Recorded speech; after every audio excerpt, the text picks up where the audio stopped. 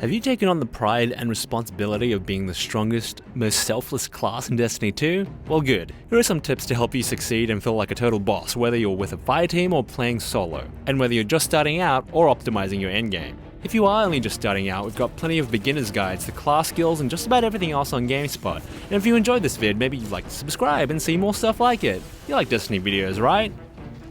Alright, first up.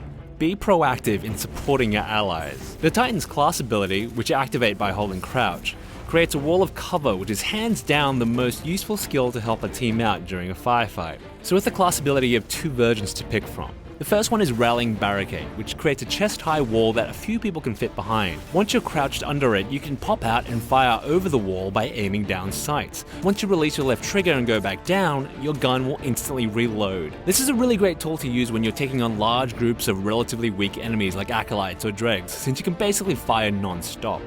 That said, being able to instantly reload power weapons against elite enemies is pretty useful too. Imagine firing one-shot rocket launchers like a semi-automatic. But since most bosses tend to dance around a lot, you might have to measure up the situation first so you don't completely waste it. Towering Barricade is the other option, and this one's great to pull out in really dicey situations like strikes and nightfalls. This barricade is much larger and can block big splash damage if there isn't much safe cover around. Towering Barricade is also good for protecting capture points in Crucible, and it'll also damage an enemy team that runs through it. Next up, every good fire team needs Ward of Dawn. The Sentinel's Code of the Protected trait tree is one you should be using if you're in a fire team that needs help with survival, especially in Nightfalls and raids. With it, you get Ward of Dawn, the game's best defensive tool. It's a shield dome that blocks all incoming damage and gives you increased resistance while you're in it. It uses your super of course, but it's a great last ditch to stop your teammates from dying or just give everyone a breather. It's also really good for setting up a safe zone around downed allies, which will let you revive them in relative safety.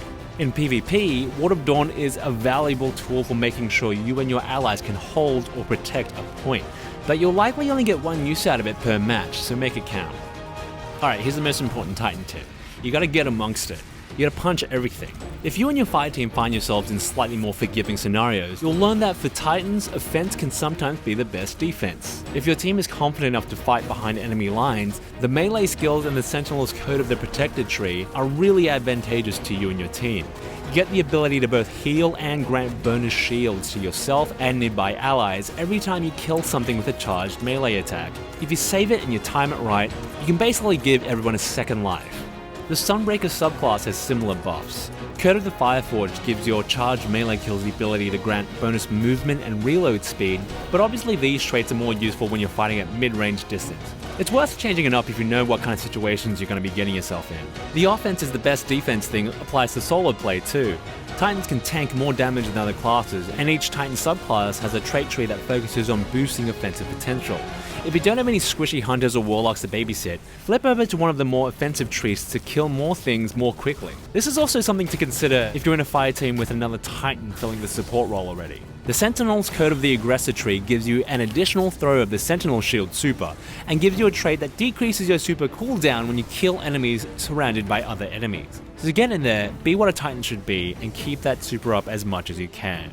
The Striker's Code of the Earthshaker tree helps boost your area of effect damage potential with the Fists of Havoc super, leaving damaging fields of arc energy after you've performed ground pounds. It'll also give you an extra grenade charge and your pulse and lightning grenades additional pulses. All of these traits are a huge boon when facing big groups of clumped up enemies that charge you all the time, or when you need to create treacherous ground to soften up someone. The Sunbreaker's Code of the Fireforged tree really makes the Hammer of Soul super shine. It'll cause enemies hit by it to explode, the hammers to shatter, meaning throwing them into big groups can have spectacular explosive effects. Each of these subclasses also comes with a brutal charging melee attack that does area of effect damage with various effects, which is a very strong opener after you sprint headfirst into a pack of enemies in PvE, or to surprise opponents around corners in the Crucible. With all that in mind, a wise Titan knows when to retreat. Not punching things for a while is better than having to restart from the beginning of a darkness zone. When all of your abilities are on cooldown, all your guns need reloading, your health is flashing red, and you're still surrounded by enemies, get the hell out of there. Catapult Jump is probably the most useful jump to have equipped anytime you're not doing any serious platforming or traversal. That's because it gives you a faster burst of momentum when you trigger the jump, meaning you can get the hell out of a sticky situation a little faster in really dicey oh shit moments. Towering Barricade is also something to have on standby here. If you haven't used it and you know you gotta get out, it can be a good tool to block fire as you regenerate health, retreat to a safer position, or if the situation is right, you can just drop it, fortify your position, and give yourself a breather while you wait for your health to regenerate. If you've got any advice that I haven't listed here, please feel free to leave them in the comments below so everyone can benefit. Hopefully some of this has been helpful to you, and I wish you all the best in your journey to punch all the space things.